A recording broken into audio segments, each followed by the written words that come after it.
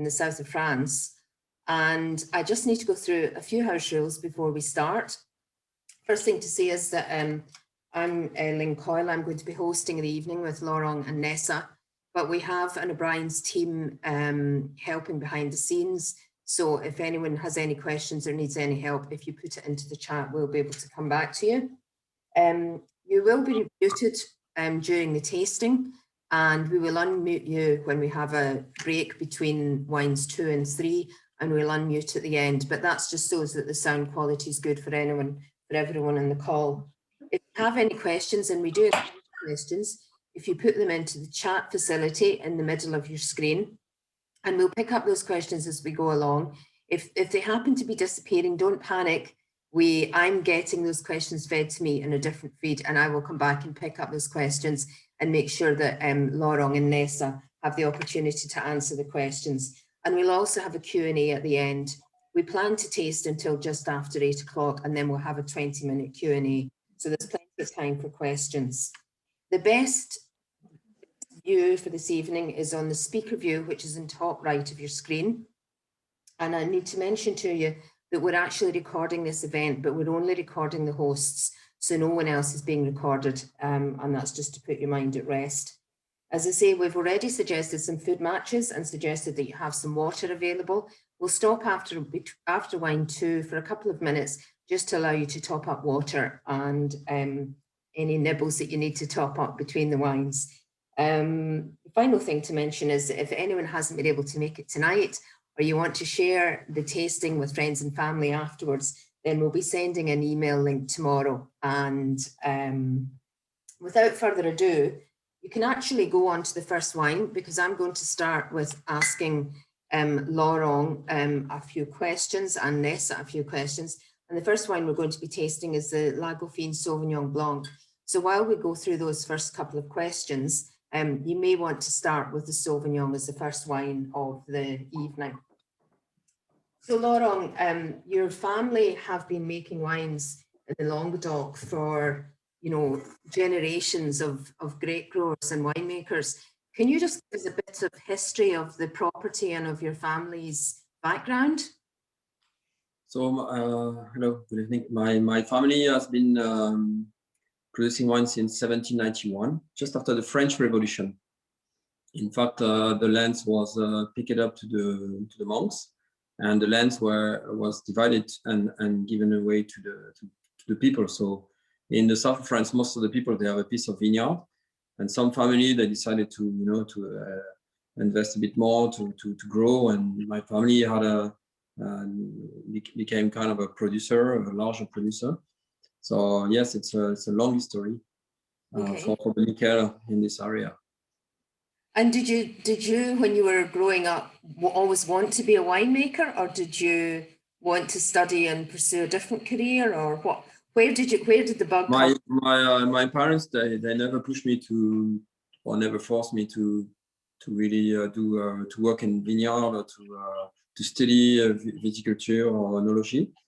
They just let me really do what I wanted to do. So I didn't start first.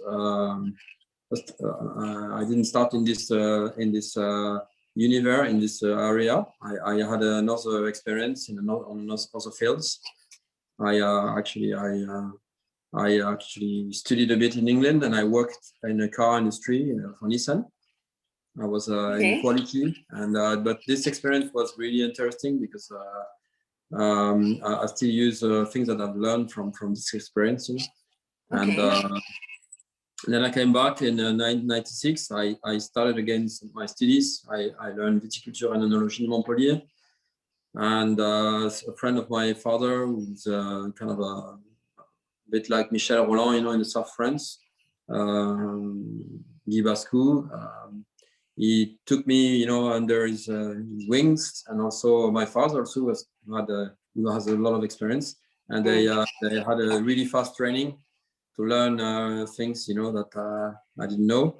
But, when you grow in a vineyard, I was very early on the tractor. A lot of things like me for kids, it just sounds natural when you live in a farm. So a lot of things I knew already.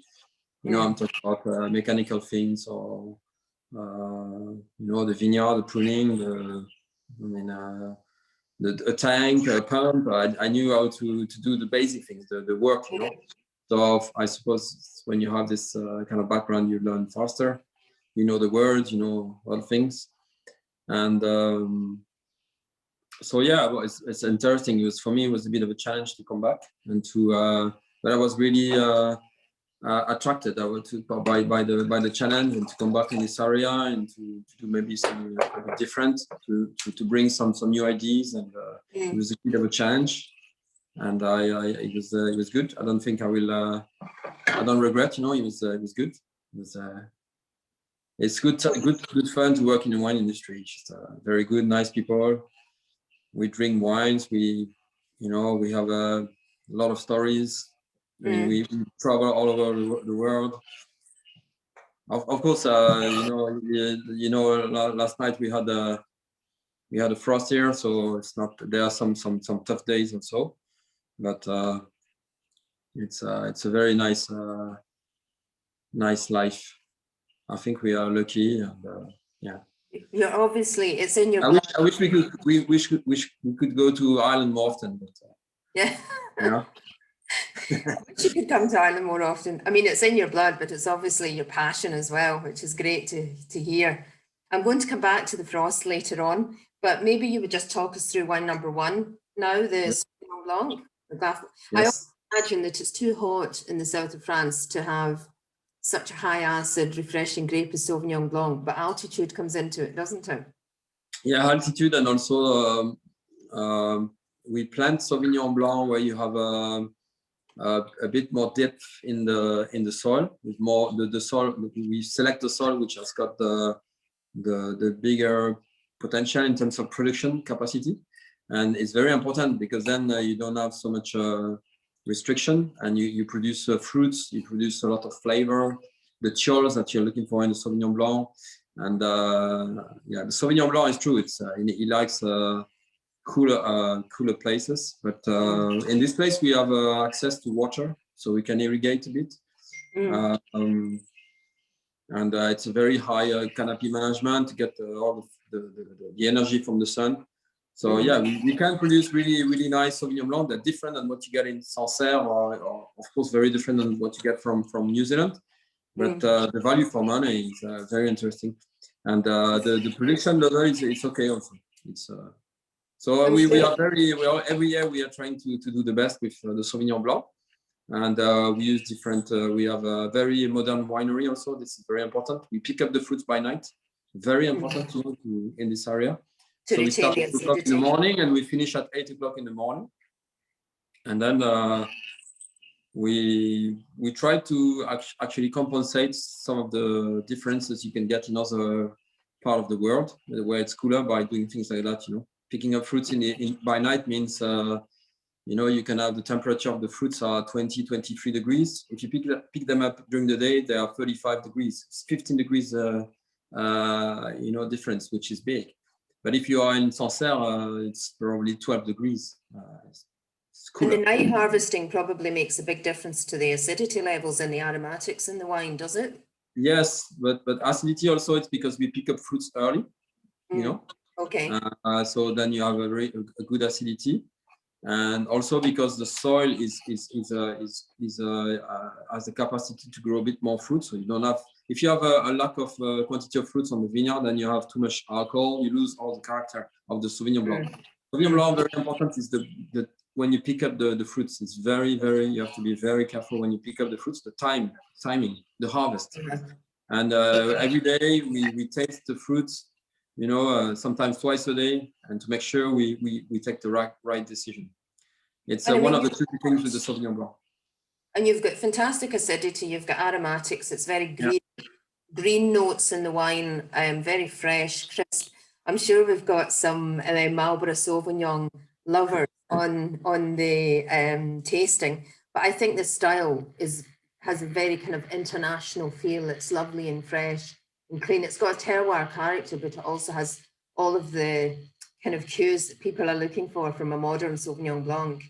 And Neasa, then, we were talking about passion a minute ago, so I think you should tell us your story of passion when you went to the south of France as an au pair, because obviously you're originally from Foxrock, and I'm sure lots of people know that on the call.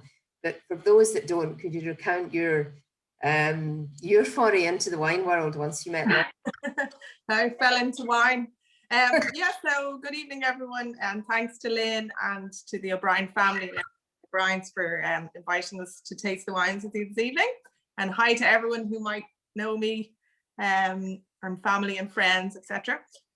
So yeah, I'm originally from Foxrock, and my leaving cert year with a very good friend of mine, we decided to venture to the south of France for the summer as au pairs, and to learn French and other adventures. So we came down to the Languedoc, flew into Montpellier, and so we were working away and on our nights off enjoying all that is to be enjoyed in the south of France. Our French didn't get very much better, but we learned lots. And on a night out outside a nightclub, I spotted, he spotted, I'm not sure who spotted who, Laurent hanging around outside. And he was actually just back from spending a year in Leeds, his Erasmus year in Leeds. So his English was actually very good at that stage, much better than my French. So we got chatting, and that was that. We went into the nightclub. I think the lads went home. The Irish girls outdid the French that night. But then Laurent rang me up about a few days later and swept me off my feet in his Renault 5 car, I would say. Drove me to all the beautiful spots down here. He drove me to a beach club, a beach restaurant of an evening, and we tried like fresh fish on the beach with some beautiful wines, and that was it. That was me done for. So we did 6 years long distance. I flew back to Ireland after all that and did my studies in science in Trinity, completely different subject. And then I did 2 years down the IFSC, some great times during the Celtic Tiger Ireland.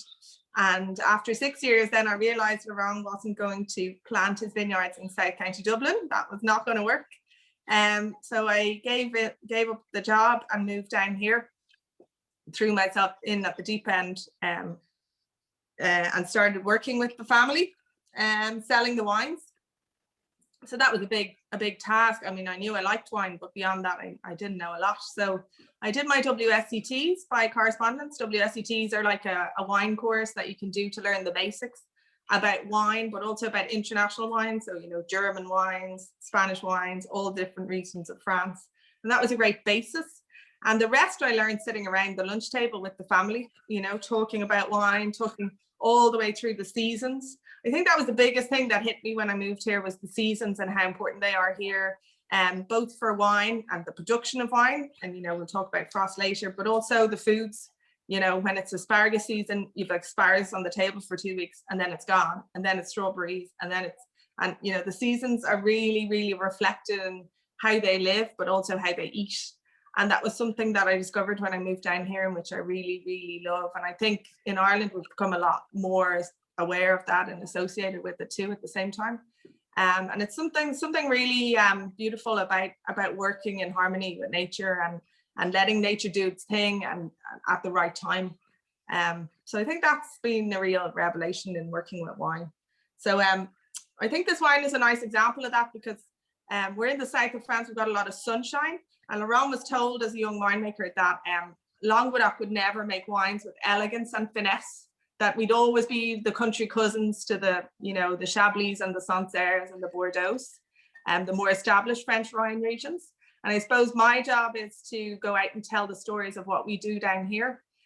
So Laurent is a very stubborn person. You may or may not pick up on that, but if he's told he can't do something, that's what he's going to try and do. So this guy 20 years ago, when he was starting out, told him it couldn't be done. This is the answer to that. It's a really elegant, really fresh, really lifted white wine. And I think elegance just totally sums it up. So they work very well in the vineyards, as Laurent was saying, nighttime harvesting, planting in the right sites, early harvesting, picking exactly the right date to get the best fruit possible. And then that transforms into a wine like this, which gives you so much elegance and freshness and lifted. And of course, lovely to taste on its own, but then done some really nice food pairings as well, which really, with all these wines, you'd see as they're French wines, they're made to go with food, and they've got that balance that works really nicely. So it'll really sing with something like the olives and the hummus. It'll really bring out some of their notes in it. So it's very exciting to taste whites from the Languedoc that show that freshness and elegance, because I think that's what people are looking for from French wines. So then in terms of moving on then in freshness and elegance, the Rosé, which is named after your daughter, Alani, who we saw for a few minutes earlier on. I mean, again, a lovely, fresh, crisp rosé, beautiful pale in colour. So, I mean, how, Laurent, do you go about getting something that pale? Because it's absolutely gorgeously pale. Well, it's coming from far, because we used to make a different rosé a few years ago. This was my father's tradition, with a darker color, a bit more robust, more serious, a bit more complex, really complex. I mean, much more texture in the wine, and we have decided to change the style, to do some trials, you know, using different blends also, and using different techniques. But first of all, to make good wine, you need good fruits. So in this, like Sauvignon Blanc, the fruits are really, really good quality fruits from really nice terroir. It's AOP terroir, selected terroir. And so this is very important. Also, the date of picking up the fruits, very important. We try to have the freshness, so we pick up early also, but not too early to have unbalanced fruit. And then it's all about being gentle with the quality of the fruits we have, you know, not to over extract, or this is very important. Harvesting by night also. So in terms of the skin contact with this rosé, would it be 2 hours or 4 hours? We don't do too much of that. We direct pressing. We do gentle pressing. You know, we put the fruits in a kind of a tank where there is a big valve, not a valve, kind of something that blow up, you know, and you squeeze the fruits on the surface of the cylinder, and the cylinder has got some holes, and the juice is going out. This is a press machine. So when you do that, it's a mechanical extraction, so you can extract too much, so you have to be very careful. So you go very gently, you go very slow. But what we do, we actually work more on the juice. We do what we call a stabilization, which is we keep the juice from the fruit for a long time, like a few days at a very, very low temperature. So we use technology. You talk about the juice is 4 degrees Celsius for 3 weeks, 4 weeks, sometimes more. And this is where we actually have a contact of the juice with pieces of some lumps of the skins, you know, but not too many lumps. So this is where you have a gentle extraction, and you get the texture. Very, very important. So this is one of the technique. It's a technique I use in Provence also. So it's something we have learned from them. And also the king of the rosé, but we do our job. So we're starting to do different things, but interesting. Yeah.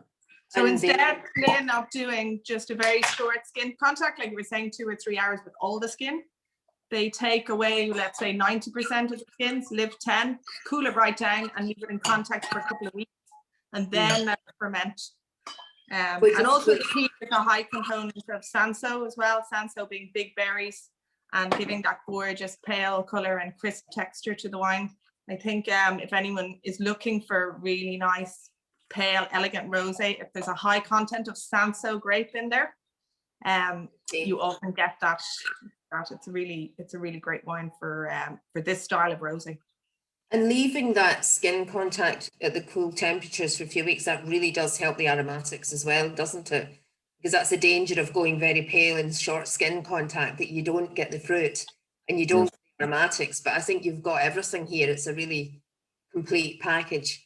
What someone's saying, they've tried to buy it and online and they couldn't order it, but it's only literally just landed. This is the new vintage and it's just landed.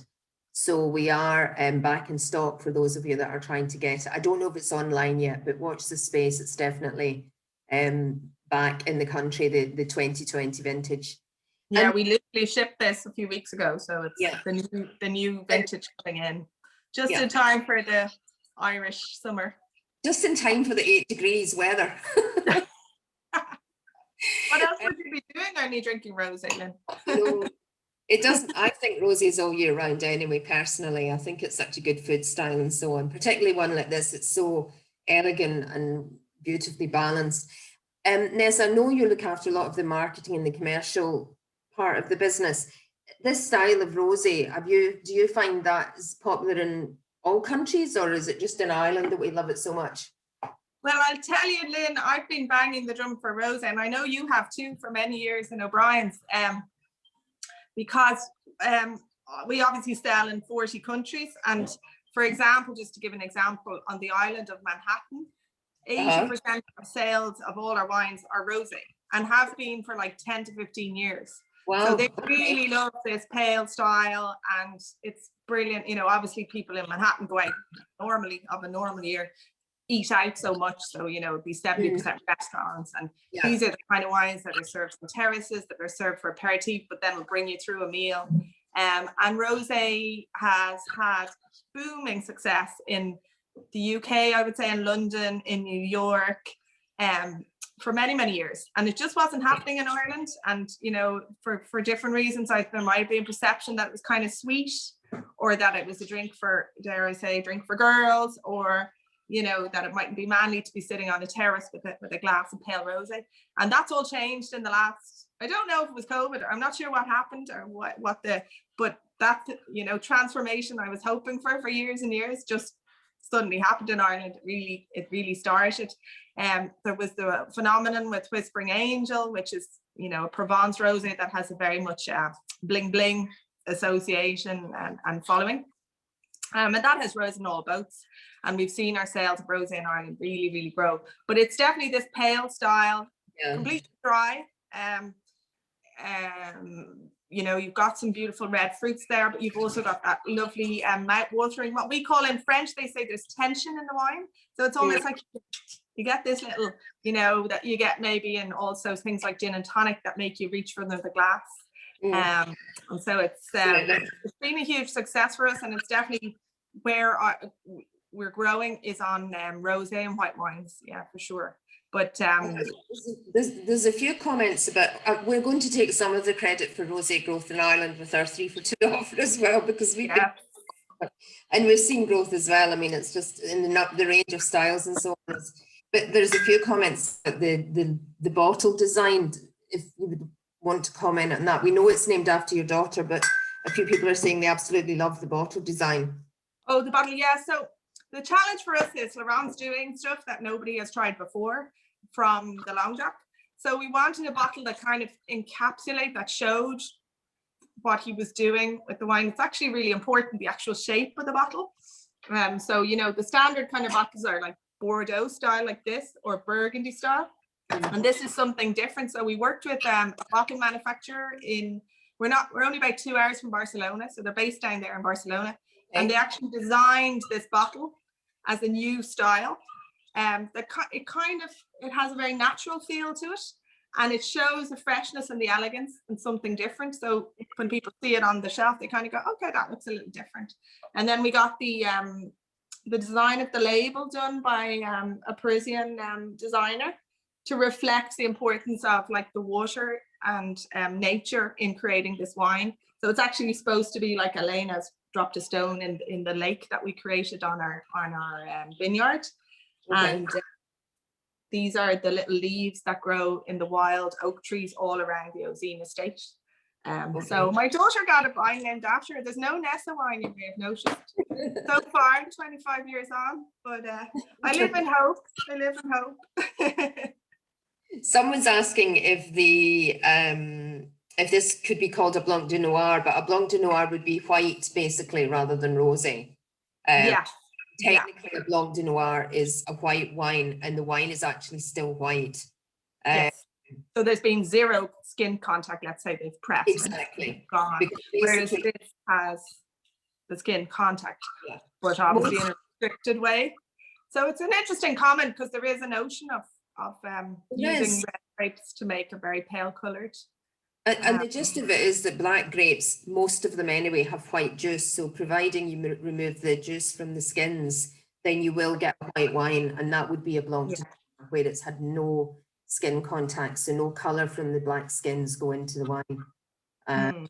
But keep the questions coming, because obviously it makes the tasting more interesting when we, you know, when we get the questions coming in. So Laura, I mean, I know you mentioned that there was a very bad frost in France. Well, there was in Chablis the night before, but across France last night, there was a very, very bad frost. And you were saying there's kind of unprecedented levels in Corbière in terms of the damage to the vineyard. We don't have so much. We don't have very much information. Okay. But a lot of people are affected. A lot of producers. Okay. Yeah, but it's very. So basically, the cycle of the vine has started, Lynn, and you've got your small leaves starting to come out. And we've had very high temperatures during the day for the last 2 weeks, I would say, like up in the 20s. Okay. So the vineyards really got into full swing and started to develop. And then suddenly we get -5 at nighttime. And literally that just means that their frost damage, those small, very delicate leaves have just been shriveled up, gone with the frost, and that will cut the whole life cycle of the vine dead, and we'll lose a huge amount of crop based on that. So some vineyards, depending on where they're located, are up to 100%. That's it. There'll be no grapes this year. Some is 50%. It just really, really depends on where they are, and we'll need a little bit of time to assess it. But it's absolutely devastating to think, you know, the amount of work that goes into the whole life cycle of the vine, and the pruning and the thought going into it. And these are, you know, plants that are 35 years old that have been, you know, developed to make particular grapes, etc. And that's it for us for this year on certain of our wines, you know. It's very sad. I mean, it's farming, isn't it? And we're so absolutely. It's not just climate that we are dealing with, it's also weather, and obviously a weather event like that is very hard to mitigate against. There's really not much you can do. Nothing. There's not much you can do. Some people, you might have seen some on Instagram, there's some pictures up in Burgundy, because it happens quite more frequently, I would say, in Burgundy, for example, which is more like the continental type climate, and they will set fires within the vineyards, you know, hay fires and things like this. But on the huge scale that happened last night, it's actually pretty unprecedented. So everyone's a bit in shock, and there's a lot of, you know, talk and people inquiring very kindly, you know, as to where we are. So we'll just have to wait and see how the vineyard recovers, how much of it is really gone for good. But it's a real reminder that it's once a year. The harvest is when it happens, and we're totally dependent on Mother Nature to do the dependable thing, and, you know, sometimes freak weather. And it does seem to be increasing in the last few years. Our vintages are quite, you know, heterogeneous. You know, 1 year is up, early vintage, late vintage. I would say the one thing in Languedoc is we're used to dealing with a lot of heat, because we've always had that. And as I mentioned earlier on, Laurent, his sort of engineering mind, we've always been trying to do things to mitigate the heat and create wines that show that lovely balance and don't show too much heat. So things like creating a lake in the vineyards where we collect water during the winter when it does rain a lot, mean that we're able to deal with, you know, higher periods of drought or high temperatures in the summer, nighttime harvesting. All of these things are natural ways to combat, you know, these peaks and troughs that we're faced with. And we've got to go with nature, because you can't fight against it. Yeah. Can we just confirm the Rosé is Sanso, Grenache and Syrah? Is that right? We're just being asked wines in the blend. So Sanso being like the biggest part, is about 60% is Sanso, and it's not a grape people might be familiar with, because it's not often on a front label like Syrah might be, or Grenache they might be more familiar with, but often it's used in blends, and very often kept for the rosé, for the top rosé. Okay, perfect. Okay, well listen, I think it's really interesting so far. I think we might just take a 2-minute break to let people top up water and nibbles and whatever else they need to do. We're just going to unmute the microphones while we're doing that break, and we'll be back in 2 minutes to do the other 2 wines. Okay. Just got a few questions before we move on to the white, if that's okay. Go ahead, fire ahead. over the course of the break there. So what's the meaning of the stamp on the cork? So the Cork de Laurent Miquel stamp, that's our logo, which is a hunting horn. Okay. So Laurent's the 8th generation winemaker, as he said. They're dating back since the French Revolution. And they're a family who are, they're very much country family. They love hunting wild boar. Okay, so that's the reason for the yeah. Wild boar eat grapes, basically. So we've got to get them off the land, otherwise the night before our night harvest they'll pop in and eat the whole field full of Sanso or whatever you're planning on. Just as it turns right, just at the very right moment, they'll pop over with all their friends and family, which could be like up to 120 or 160 boar in your vineyard. Decimating the vintage. Yeah, oh, they're incredible. I've come across them. I remember when Sean was a baby wandering down the road and with the buggy, and one was just popping out of the river. He'd had a little swim. I swear, like, that's impressive, you know, massive big black pig with big tusks running at you. Yeah. Okay, and then someone's asked why the type of wine isn't mentioned on the rosé, but it is on the other wines. I think. Yeah, that's kind of a general thing with rosé. You wouldn't normally see the grape variety on there with the rosé. Rosé is more about the style of the winemaker or the style of the cuvee than a particular grape variety. I don't know if you agree, Lynne. Obviously, you see a lot of rosés internationally. Yeah, most rosé don't talk about the grape. It's more about the color and the name of the wine and where it's from. So yeah, I think it's and oftentimes it will have the name, like ours is called Elena, or they'll have, you know, Whispering Angel again doesn't have, you know, whatever it's made of. I guess it's Sanso, Merlot, whatever they put in it. The exception might be White Zinfandel from California, but that is a totally different kettle of fish. I think sometimes maybe the grapes are sourced from different places, so it can be more complex as well in terms of, and often within a vintage you might change your percentages of grapes as well to keep the wine consistent. Do you know what I mean? So if this year we'll put 60% Sanso, but next year to get the same style of wine and freshness, etc., we'll put 70% Sanso. So we'll change the blend and therefore, or maybe take a grape out. So it's something I never really thought about. It's a good question. But whereas Sauvignon Blanc will have a defined style and people will know what they're looking for from that grape variety, Rosé is more a winemaker's wine, that it's about a style of his vision for, or her vision for how they want the final blend to work. So there's then for Laurent is a question about putting water in wine, and I know that's illegal in France. The only place I think it's allowed to happen is the US, I believe. Is that right, Laurent? I believe watering the grape, the vines. I think it's basically adding water to the wine in the cellar. Oh yeah, that's illegal. You're not allowed to do that, no. It's not allowed in France. I mean, I know it's allowed in the US, and if I've misunderstood that question, then I'm happy to have it resent, but it's not allowed in Europe anyway, I know that. How many bottles do you make a year is another question. Of this rosé? Yes, I think this so. This rosé is a limited production. It's you talk about 40,000 bottles. Okay. Yeah. And then I'm being asked where you are on Google Maps and if you have a visitor centre. Yeah, if you type in Ozine, so the name of the red wine, just type in Ozine on Google Maps, it'll come up. That's the name of the state. Okay. Or you can type in Laurent Miquel. We've got 2 vineyards. So Ozine is our vineyard in Corbière, and our tasting cellar is actually at Cazenville, which is in the Saint-Chinion. It's about 45 minutes away. They're both in the Languedoc.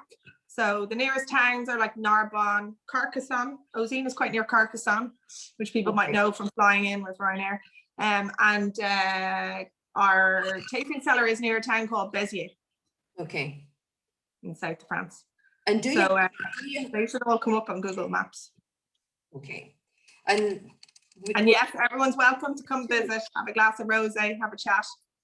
We're going to move on to the Albariño now, which is quite an interesting story. But one of the questions is, could we talk through how to taste the wine? So I'm going to pass that one on to Laurent for now, to see what his how he would go about tasting a wine, and then we'll talk about the very interesting The method for just tasting wine. How would you taste? Oh, the method to taste this wine or to taste wines in general?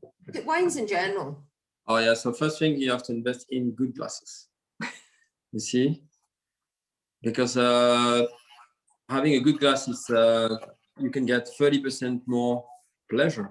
30% is not, yeah, and sometimes more, you know. So I will recommend you invest in good glasses. You need a very thin glasses.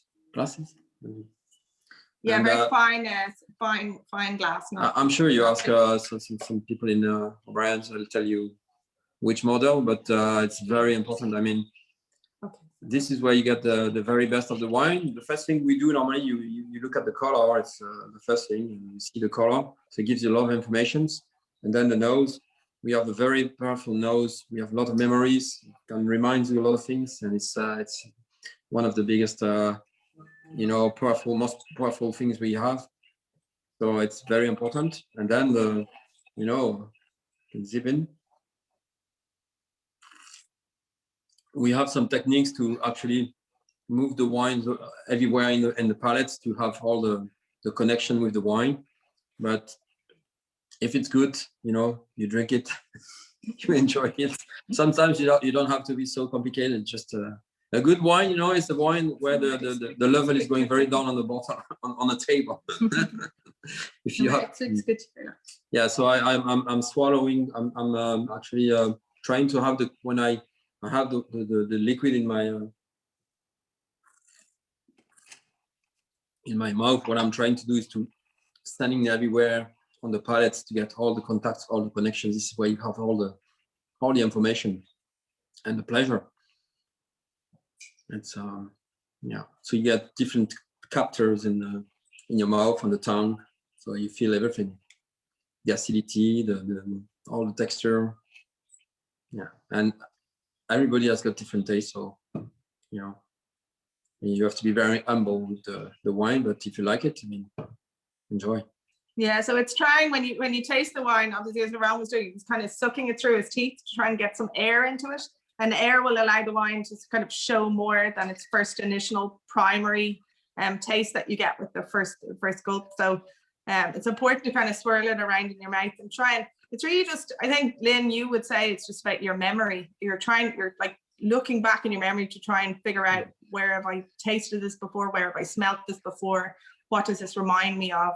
And that will then evoke all kinds of, wine, especially French. We will talk about the emotions it will evoke in you when you taste the wine. And a lot of that is just memory. Is it evoking like a really ripe peach that I ate last year from the market in Provence or whatever it is. And then on the finish, you'll start to get other flavors, a little bit of nuttiness, some almond, and that will give other emotions and other memories. And then, of course, as I said earlier on, taste it again with the food and then see how it evolves. That's also really, really important because a lot of these wines are made to be had with or without food. So it's about taking your time, I think, and working through the different levels that come through as you taste the wines.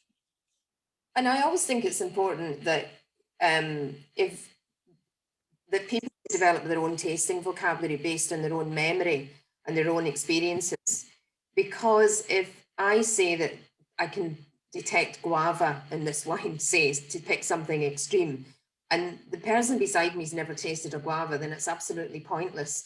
But then if they detect green apple or Granny Smith or whatever it is in the wine, then that's absolutely there, because there are between 2,000 and 3,000 possible aromas and flavors that you can have. So I always think it's important to really, it's not about what's right and wrong. It's more about what a wine evokes for the individual and their experience with it. And if they enjoy it, that's what's, I think, the most important thing with wine tasting is it's great and match it with food that you enjoy and experience it, and not to be intimidated by wine experts, if you know what I mean. Yeah, absolutely. And it's also about where you're tasting it. There's the classic one that people go on holidays and they're tasting a beautiful wine in front of the sea with the view and everything. Then they bring 6 bottles home and open it on a dull Wednesday when it's raining outside, and suddenly it doesn't have the same magic. Not the same, exactly. It's about your location and who you're with, what you're eating. The weather is quite influential, the air pressure, you know, so many things. Anyway, this Albariño is a very, very interesting story. So why don't we talk about this now? Yeah, this harks back to the story I was telling about Laurent being told he could never make really expressive, elegant, fresh wines. We started with a grape, we don't have it tonight, but with the Viognier, and that was a grape which is a challenging grape to grow again in the south because it becomes very heavy and flabby. And Laurent's managed to create this very elegant style with Viognier. And he wanted to push this challenge of creating fresh wines even further. As I said, we're very near the Spanish border. We go down to Costa Brava a lot and eat a lot of really good seafood down there. And one of the wines we discovered down there was Albariño. So Albariño is a grape that was brought to Spain by the monks of Cluny from Burgundy. They brought it down the pilgrimage route about 400 years ago. It's believed. And we thought 400 years is long enough. Let's try and bring this grape back to France, back towards where it came from. And let's try and plant Albariño in the Corbière, which is a southern French appellation. So it's no mean feat because it's, you know, in history, this grape was not grown in this area. On paper, there's a very different climate here than Galicia, which is the Atlantic influenced, very, very, very wet climate, growing near the sea, whereas we were up in the foothills of the Pyrenees. So we went to Galicia, did a lot of research, which involved drinking a lot of different Albariños and speaking to the winemakers who very kindly shared their experience. It's a beautiful place. I would encourage everyone to go there sometime. It's really, really beautiful. A lot of links with Ireland as well, with the Celtic links down there. We decided to go for it. And Laurent being Laurent, he didn't plant 1 hectare or 2 acres. He planted nearly 70 acres of Albariño. So major risk. And this is, we're tasting here the results. So it's the first Albariño to be planted in France for the last, in living memory at least. And something very different, but it's happened to find its home in the hillsides of the Corbière and produce a wine that's very expressive. I think it's Albariño with a French accent. The interesting thing about this Albariño is that you entered it in a Spanish wine competition a couple of years ago. Very cheekily. Competition in Dublin, which is basically a Spanish wine competition. And I was judging in it, and all the wines are blind, and it's judged by, you know, John Wilson and top sommeliers from Ireland and people who are in the industry in Ireland. And your Albariño got a gold, which I was very amused by, because all these Galician Albariños, and this wine got a gold medal in that competition. So, I mean, it really is, I think it's delicious. Yeah, it was an amazing validation of, you know, a lot of years of hard work. Like, just to give you an example, it took us 5 years to get permission to build that lake, basically to dig a hole to harvest water. You know, because you're working with the French system, and the French system is, you know, quite slow, as we know, notoriously paper heavy. And Laurent, well, he didn't give up, and he was convinced that he could do something really interesting. And so to achieve that, for example, was just a real validation of those kind of years of hard slog, let's say. And it's really exciting when somebody, especially in France, nobody really knows Albariño. So, you know, if you're showing it to a sommelier, or, you know, there's no, often if we show our other wines, they'll go, well, is this a bit like a Bordeaux, or is this a bit like, you know, and we're always the next Johnny come lately, whereas this is what it is, you know, it's a totally new wine, which Laurent imagined from kind of A to Z. Well, it's a benchmark for France, really, in that sense. Yeah. So it's quite exciting. And our next door neighbours have planted it. Oh, have they? Too. So that's kind of that's probably the biggest validation, because, you know, they'd never say it to you, you're doing great wine. You see them out planting Albariño, you're doing something right. So. And Bordeaux have approved it as a great variety now. And Bordeaux have approved it as a great variety, acknowledging that, you know, with climate change, etc. Exactly. I was really interested to see that I saw when they were looking at it, but they've approved it recently, so that's interesting. Someone's saying it's really delicious with applewood smoked salmon, and that does sound absolutely delicious, doesn't it? Yeah, Yeah, really good with all of the kind of obviously octopus family, like we do a lot of squid down here, anything with a spice, paprika, anything like that, really, really good. Be nice. Yeah, we also will do this with like cold meats, funnily enough, like, you know, Parma ham type. It'll work really nicely, the saltiness. Yeah, that'd be delicious. Yeah, works really, really well. So it's quite a versatile wine because it's a little bit fatter maybe than some of the Albariños from Galicia, and so it has a little bit more weight, which works well with slightly heavier foods. Yeah, but it This very one- much this is one an is, it very much has an Albariño character. I mean, I know that Albariño is obviously quite a popular grape variety, and it is being grown, say, in New Zealand, and obviously it's grown in the States and so on.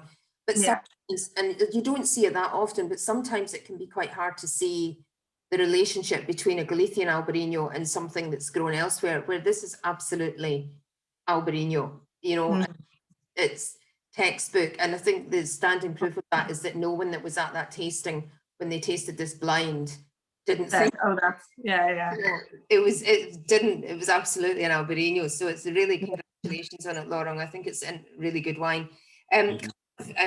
Questions. Someone wants to know the dog's name. Oh, the dog is called Ray Ray, Raisin in French. Raisin. Oh, brilliant. So he's Ray Ray for short. He's a little coton there, raised from Madagascar. You don't see that many of them actually. So he's basically called grape. Is it raisin? Yeah. So Raisin, but the kids call him Ray Ray. Right, okay, brilliant. Which no French people can pronounce, so it's quite funny when I ring the dash, they're like, oh, what? They have to go, Ray. Someone wants to know advice about how to marry a winemaker. So I think you should write a book, because I know people that would actually buy that book. 10-step guide. Keep that for the book, Neasa. Keep that for the book. So if we move on then to the red, the first, our only red of the evening actually, which is from your Corbière estate, Les Ozines, and I see that it's been put up there on Google Maps, so people should be able to find it. There's a question about eggs and red winemaking, which I'm going to pass on to Laurent, but I think if we can just hear about the wine first, that'd be amazing. Yes, so it's made out of Syrah and Grenache varietal. Okay. And it's Les Ozines is a vineyard located on the top of a hill at around 350 meters of altitude. So you get very, very cool night. It's a bit a very special climate there, very microclimate. This is where we grow the Albariño also. So you get a humidity, which is quite unusual in Languedoc. A lot of wind. Every day is like 70, 80 kilometers per hour wind. So it's very tough for the vineyard. So it's a very, very special expression of the Corbière. It's the terroir of the Corbière with a microclimate. So you get a lot of freshness. Okay, And sorry, I just have a couple of questions on the white just before we get fully immersed in the red here. Someone's saying, is there very light spritz on the Lagavulin Sauvignon? The gas, yeah. It's in Lagavulin we for Sauvignon Blanc, it's important to have a high level of CO2. You know, when you produce wine, you produce CO2 when you transform the sugar into alcohol. You generate gas carbonic, CO2. So the fermentation process will actually generate some CO2. It creates bubbles of CO2 in the wine. Yeah. And what we try to do is to keep as much as we can to bring some freshness. It's to compensate, you know, the acidity level. We don't have the same level of acidity that you have in Sancerre. So the CO2 can give a kind of a sensation of freshness also, which is very important. So do you use a tiny bit of CO2 on bottling just to keep it fresh? No, it's a natural CO2. We normally remove the CO2, you know. We remove the CO2. Okay. We have too much CO2. When the wine is finished, after the fermentation is full of CO2. We normally have to when you pump the wine from one tank to another, it removes some CO2. Yeah. But for this wine, we keep a certain level to add some freshness to the wine. It's Okay. a sensation of. It's a natural byproduct of it. Just very fresh. Yeah. Asking what an absolute Albariño is, I suspect I probably said that. For me, it's high acid, really fresh, green notes, things like green gauge, green fruits, touch of salinity, possibly if the wine has been grown near the coast, which it would have been in Galicia, and dry, very food friendly, and not too textured, although there are Albariños that have lees aging or are aged in oak, which sometimes makes them a bit more textural. What would you say was what would be your definition of Albariño? Albariño for me, it's in the family of I would say, if you compare with some other wines, I think I'll put it with the group of the Riesling, the Grüner Veltliner, those kind of wine. They're very elegant, crispy, and not too aromatic, very fresh. And the texture is very nice because you get this feeling of concentration, which is something that you can appreciate. Mm. I'm really surprised with this wine because it has a beautiful power of aging. You can keep the wines for a few years and it's absolutely beautiful. We don't have so much experience with that because it's pretty new for us. You know, the first vintage was 2013, so it's not too long ago. But we when we open the first bottle we have produced, we are really impressed. It keeps the and it's interesting. I think it's something to do. You know, you can have amazing experience by doing that. But Albariño, you know, I think people in Ireland know more about Albariño than people in France. I mean, it's true. It's when I show this wine to people in France, it's the first time they would have tasted Albariño, and it's a beautiful for them experience. So we are educating the local consumer, and also in France with Albariño, it's a discovery. In Ireland, it's very popular Albariño. And I think Albariño in the world is one of the top, I will say, quality varietal in the white wine. It's really in the top 5. You can make amazing things. We still think we can do better. We are doing experiments. And it's amazing. And for the Corbière, where you have a high level of wind, you know, this varietal is very resistant to the wind because it has very strong, thick skin, very thick skin. So when you have wind, you have like a kind of a mechanical, you know, impact on the fruits. So you can damage the fruit if you have a really tiny, really thin skin. You can damage the fruit and lose the fruit, or create a kind of a, you know, rotten fruit. Those fruits are very reliable, really resistant, really resilient. They're very, and this is very good for this location. And the vineyard is showing so well. The leaves, you can feel the vines are beautiful. You can, when you see the vines, you see, oh, it's amazing. Like the adaptation to the vines in the Corbière, and this is quite important. In the Les Aux-Îles, we planted some Viognier, and it wasn't so successful in terms of viticulture. So Albariño there is, well, we have been lucky, you know. It's nothing. It's just experimenting. You plant something there, and you hope it's going to work. It's well, this has worked. First, it's an idea, then you have to implement the things, and it's about experiment. It's about experimenting. To be honest, I don't know anybody in the world that can say this is going to work there until you have done it, and it can be a big disaster. So it's a big risk. You're lucky. When you plant a vine, you have to wait 3 years before you grow any fruits. People don't know that it takes 3 years. In Les Aux-Îles, it took us for some vineyards 4 years, and then you produce wines once a year. It's a long process. You have to be very humble with those kind of experimentations, and I just think we have been lucky with that. Yeah, I know it's very good. And there's just a comment on the bottle design. Was that changed in 2019? Was it, Neasa? Yes, last year. Yeah. Yeah, and it's taken a while just to come through because of everything that's happened in the world since. But... Yeah, exactly. Yeah, I remember. So listen, let's not talk about that subject tonight. We're in a good mood. Let's move on then to the red from the state. Let's talk about that now. Yeah, so what's nice about this, Lynne, you've visited us a few times in Les Auzines. It's all small little vineyards up in the hillsides. And I talked about them earlier on. There's a lot of areas that are still wild bush areas, which we call the garrigue. Yeah. So that you'll have is where the wild boar will be living. They hang out there. So very rocky areas that we haven't planted because they're too rocky or too wild to get to. And you'll get wild thyme, wild rosemary, lavender, all kinds of different floral elements growing there. And Laurent mentioned the wind. So the wind will blow the essences from those little plants all around the vineyards, the small parcels of grapes that are growing, onto the skins of the grapes. And because it's a red wine, obviously we macerate. So we leave the skins in with the juice for, I don't know, how long do you leave them for this wine? 20 days. 20 days. So you'll have the skin and the juice macerating together.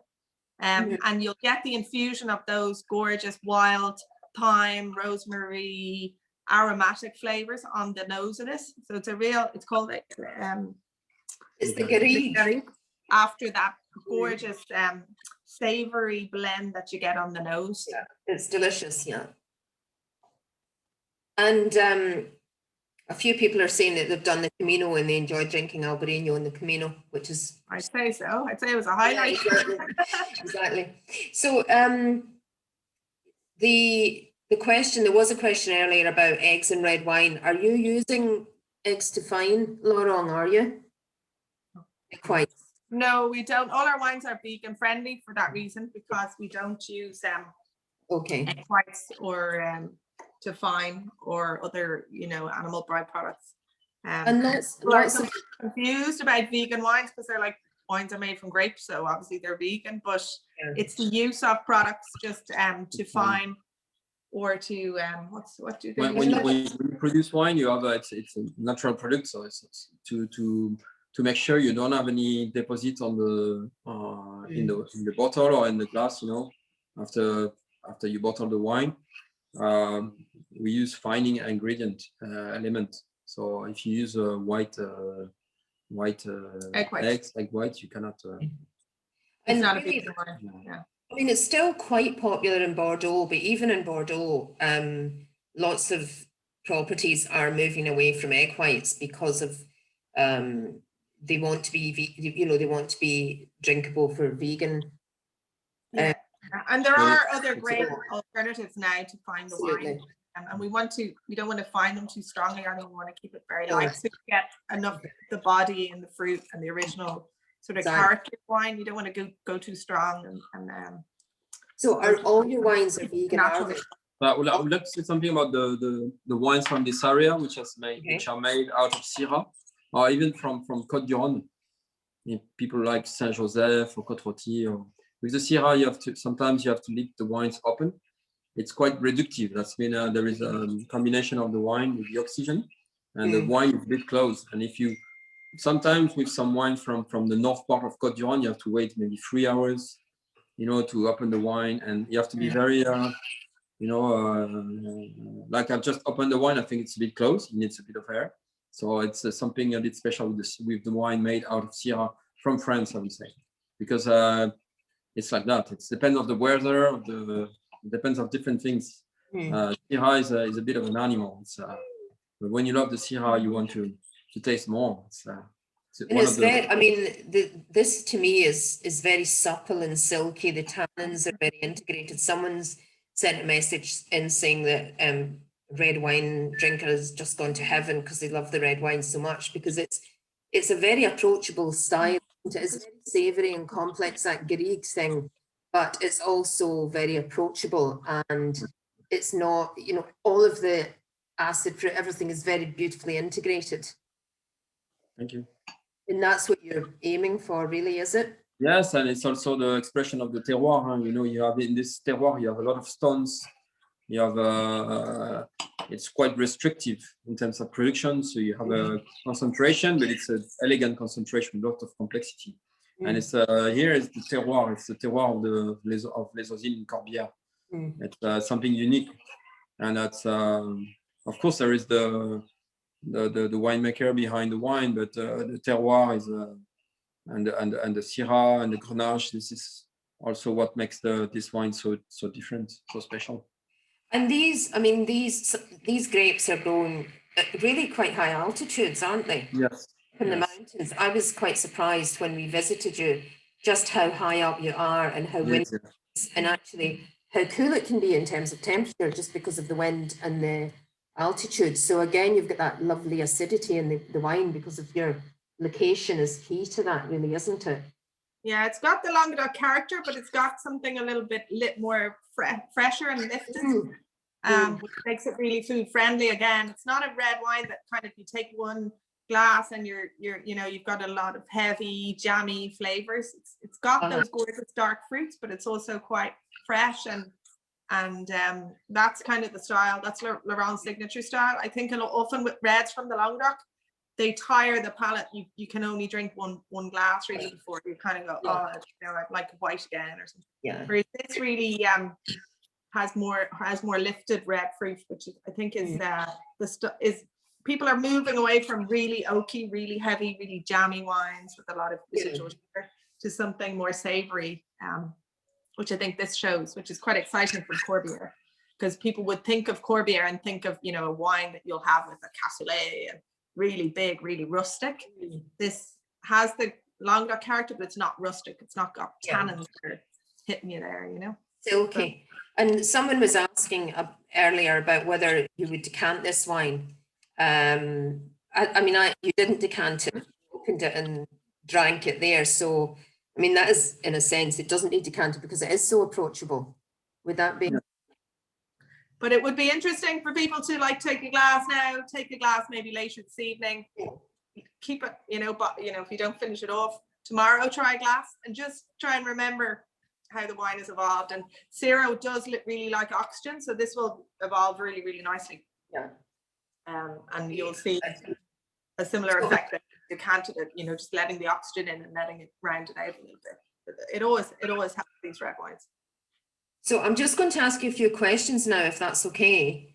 Some quick fire rounds. Someone's asked about egg whites again. So the reason for egg whites is for fining in red wine. That's why egg whites are used. Someone is saying about decanting. We've just talked about. Just a confirmation of the reds in the grapes in the red, Laurent. Grenache. Yeah. Someone's asking, is there similarity to Gigondas? Yes. The syrup, it's similar, similar blend of grapes, or similar base anyway. Someone's asking if you'd recommend serving this at room temperature, or could you chill it slightly?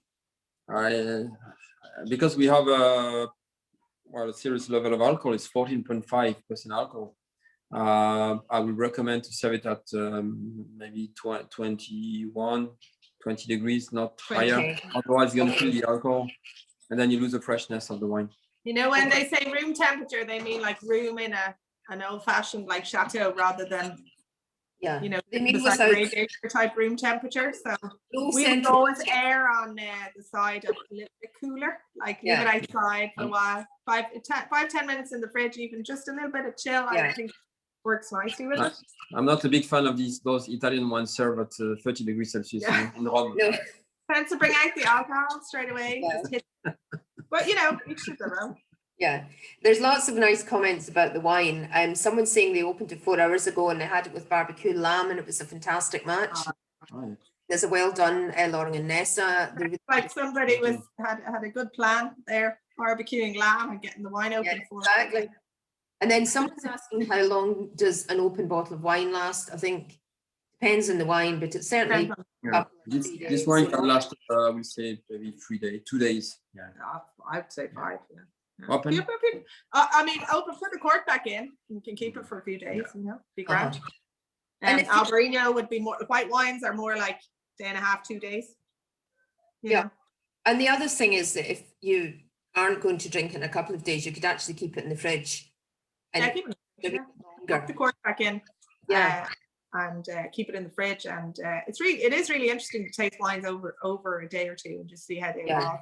You might be very pleasantly surprised by some wines, even the Rosé. So someone wants to know the percentages of the Grenache and Syrah in the red. 25% Grenache and 75% Is okay, okay. And let's see if there's any other questions that I've missed. I think we're up to date with questions. Oh, sorry, there is another one. Our red is 16% and it's being served at 16 degrees and it's perfect. So there you go. There you go. Yeah, a little bit cooler. Yeah. I'm a fan of slightly cooler red wines. It's good. What was your food match with that one? Oh, the food match with this one is, hang on, I'll just remind myself. Our food match with this one was an Irish cheese selection. Oh, lovely. Instead of French cheese selection, but we're in Ireland, so, or we could have made. Yeah, great Irish cheese. We got married. Well, we had 2 weddings. We had one in Ireland and one in France, but the Irish one, we had all Irish cheese for all the French people. And it was amazing. It was brilliant, you know, to be able to show. Well, we should have probably cheese board. Had a mixed Irish and French cheese platter tonight, given that we've got mixed nationalities from the winery. Yeah. Someone's asking how COVID has affected your business. Yeah, it's been really interesting. I mean, obviously when it all kicked off, we wondered, you know, where we were going. Luckily, wine can travel very well. So even though we've not been able to travel, and part of my job was to travel a lot before COVID, and that is obviously, you know, broken down. So this kind of event probably wouldn't happen pre-COVID, you know. I would have come to Dublin and we'd have gone to a hotel and, you know, done something in real life. So I think it's been positive and negative, but it is for us been quite positive because it's allowed us to stay close to our vineyards and our family and still talk about our wines internationally. So I would say from that point of view, it's been really good. Our restaurant business has been devastated. So example, in France, where we sell most of our wines only in restaurants, that's gone, you know, fallen off a cliff. But then other people who've been selling online, there's been a lot more opportunities online. And when you sell online, you can tell your story. So it has allowed us to do tastings or to do little videos to company wines. So we've just had to kind of, like everybody, adapt and tell our story a little bit more. We're redoing our website actually with an Irish company at the moment, just to retell our story again and make sure that we're, you know, we get kind of lost in the detail and, you know, telling people why our wines are interesting and our story. So it's been a challenging time, but it's brought up quite a few more opportunities for us as a small family company. So you just got to, you know, turn it around and work with it. And it's really shown us also people like O'Brien's, who we've worked with for years and years, are so precious to us that we need, you know, our people on the ground and their people to kind of tell our stories for us if we can't be there and do it. So we've really appreciated how our customers have rallied around as well and helped us out of tight spots when there has been some. So, you know, I think everyone is the same. It kind of makes you think about what's important in life. And luckily, a good glass of wine seems to be quite important to our customers. Thankfully. One of life's pleasures. One of life's pleasures. And people are also, because they're staying at home, willing to spend a bit more, I think. Yeah. I know when they're at home, you know. See, they're watching movies, they're reading books, painting, walking, eating food, having a nice glass of wine. A lot of eating, yeah, I would say. Those are the things that we're able to do. Take pleasure out of. What's for dinner takes on a lot of importance, doesn't it? You know, when you start the day.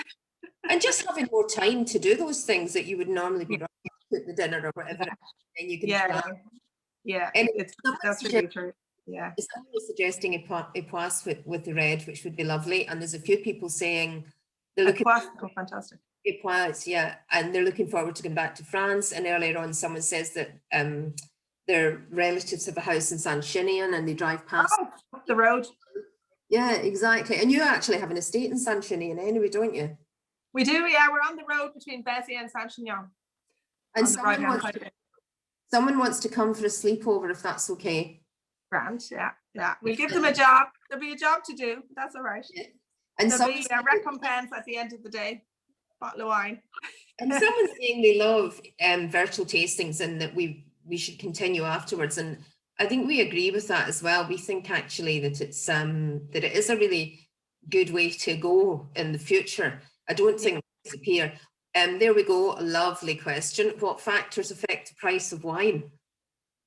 Sounds Ooh. Yeah, really interesting question, because wine is so subjective, you know. It costs everybody the same to farm their vineyards in France. I mean, it's different in other countries where they may have, you know, different workforce, etc. But in Europe, you know, labor costs are very high. So the value of a wine is a perceived value. You know, scarcity is a huge one. You know, Domaine de la Rhone and Conti is hugely scarce, so therefore is worth a lot of money to a lot of people.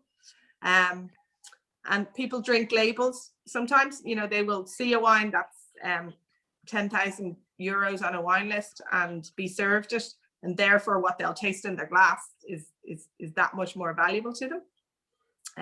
And you hear stories about people getting mixed up in restaurants, and, you know, the young couple who ordered a 30 euro bottle of Merlot got the Rome Conti, and the bankers got the, you know, cheaper Merlot, and how they all, and they're in ecstatics over this wine.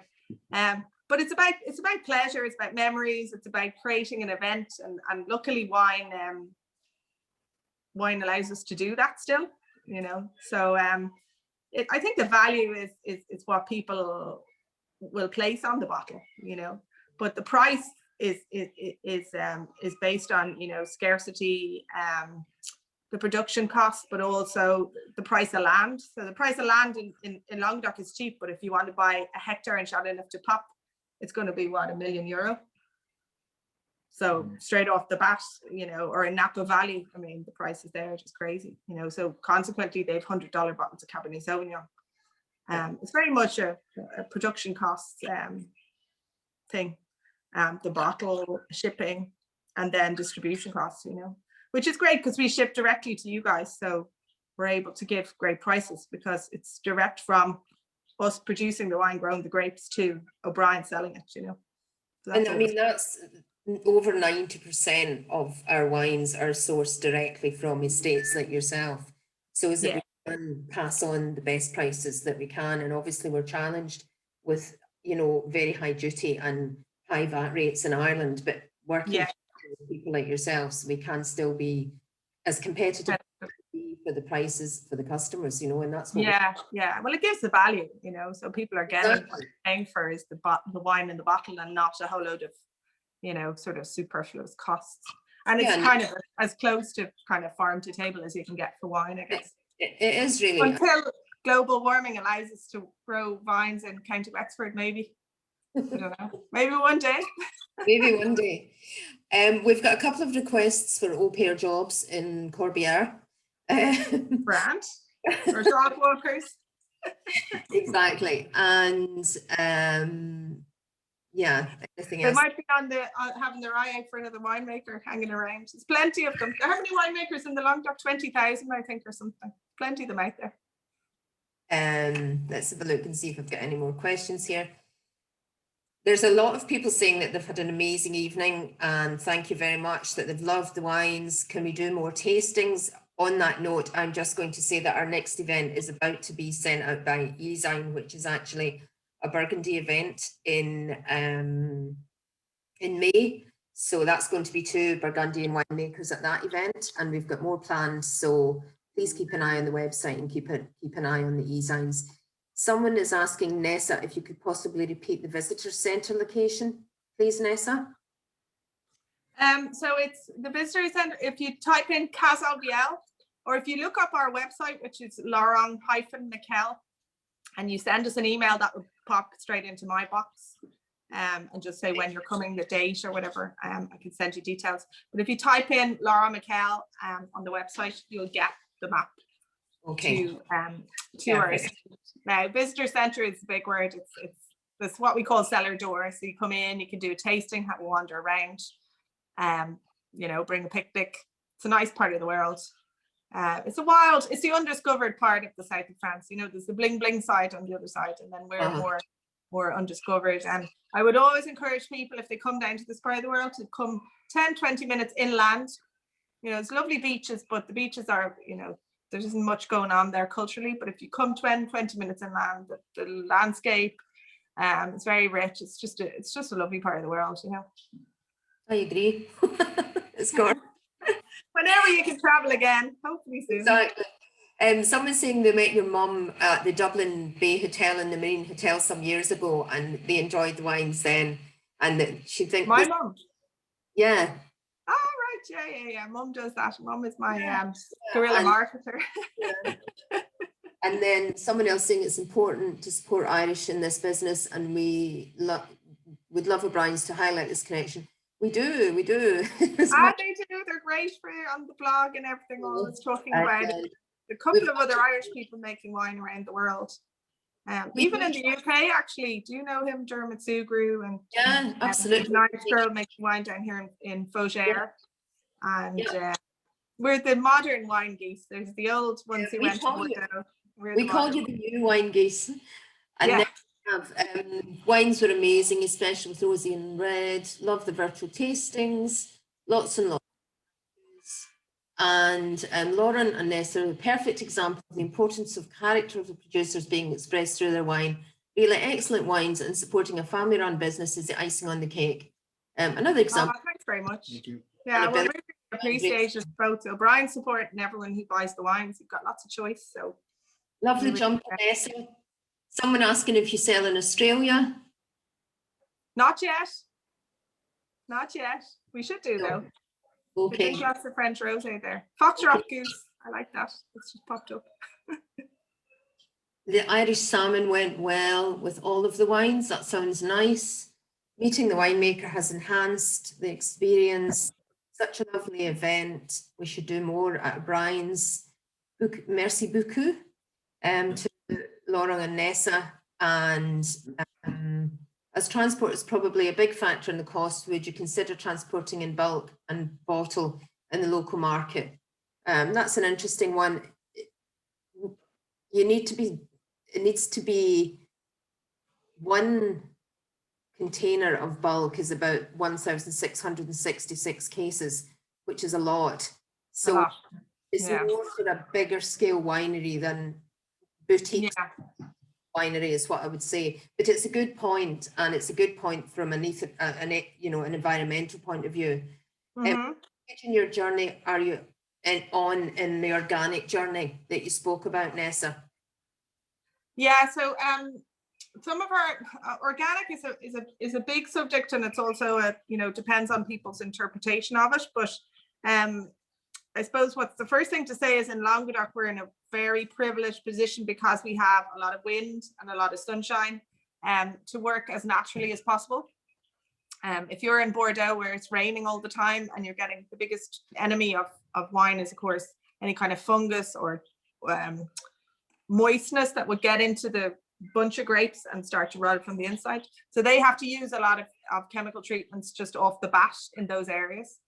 Whereas we're blessed with a natural kind of climate that allows us to grow as naturally as possible. So we've chosen to go the route. We have different vineyards. Some of our vineyards are organically certified. Some of them we use organic methods, but we don't do the certification for different reasons. Some of them are too young. When vines are very young, it's very hard to work organically, to tick all the organic boxes. And let's face it, a lot of organics is about paperwork and ticking boxes to get the certification. A lot of winemakers don't like to go that far.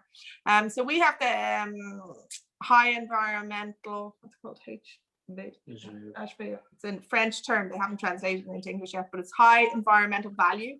And it looks at everything we do. So it looks at how we grow the grapes, but it also looks at our bottling line, how we treat our customers, how we treat our staff. We're very nice to our customers, hopefully.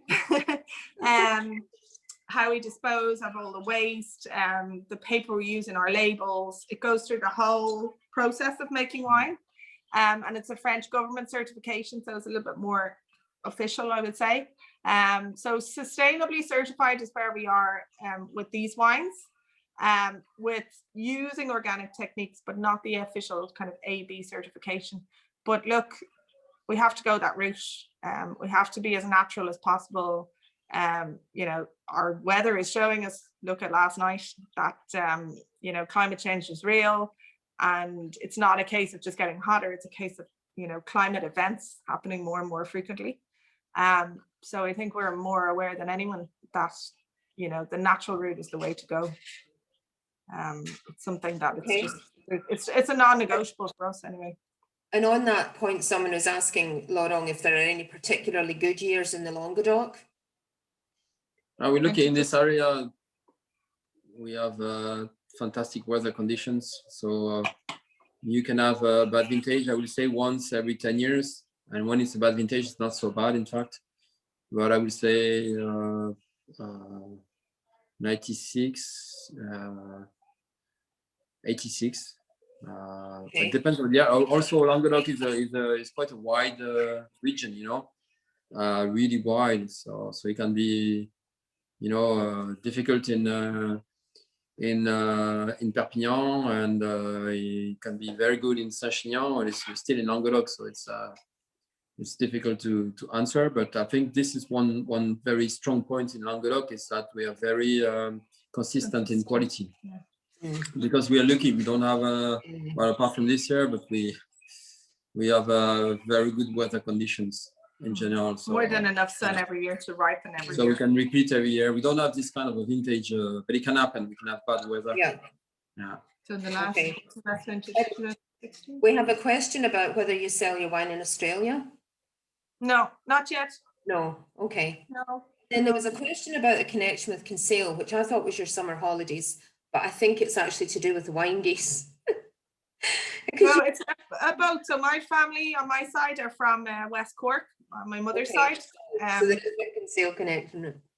Yeah, so down Timely, Court McSherry, we have a summer house down there and a little boat that we go fishing every year, down off Kinsale Head.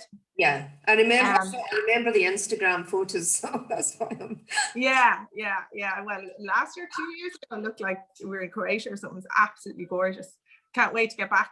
But so the Kinsale connection, Kinsale is a fougere. So fougere is a different soil type than, let's say, where the Albariño is grown. It's a slate type soil, so really dark, nearly black soils. That's slatey. And of course, all the houses in Kinsale are covered in that exact same slate. So it was kind of just making a connection with the Irish link and the soil type that the actual grapes are grown in here in France. And I believe that the actual Irish Wine Society that was established, the chap was from down that way in Kinsale. Yeah, there's a wine museum down in Kinsale, and apparently there was more wine imported through there than the whole of Great Britain at one stage in history. It's a real historic wine import. So it's kind of nice, it's kind of nice, a nice nod. I've not been to it, but apparently there's and there's the whole food culture and food and wine culture down there, which is beautiful. Beautiful. I'm going to answer one more question, which in O'Brien's question, I'm being asked if Sigmund Manuel are one of the Burgundian producers. So it's Thibaut Marron, the owner winemaker from Sigmund Manuel, and it's Antoine Olivier, the owner winemaker from Domaine. Antoine Olivier is the Burgundy tasting. Sorry to intrude in our evening with you guys. Great. But listen, we've got there are loads and loads and loads of lovely compliments about what an amazing night, that you're a wonderful couple. The wines are amazing. And thank you so much for joining us. And to our lovely customers who have joined us this evening, I hope you've had a gorgeous time. And also to the very quiet and very efficient O'Brien's team in the background who are making everything work behind the scenes. Thank you very much. So I hope everyone enjoyed the evening, and I hope that the damage last night hasn't been too extensive. I know that you're still trying to assess it, but we really, really appreciate you taking the time to be with us, and what has been, obviously it's been quite a tricky day for you guys. So listen, thanks so much for being with us, and thank you again to our lovely Thank you. Thank you very much. Thank you very much, everyone. Hi, Nico. Sorry you pop up there. Good evening. Thanks, everybody. Bye, everyone. Thank you. Bye.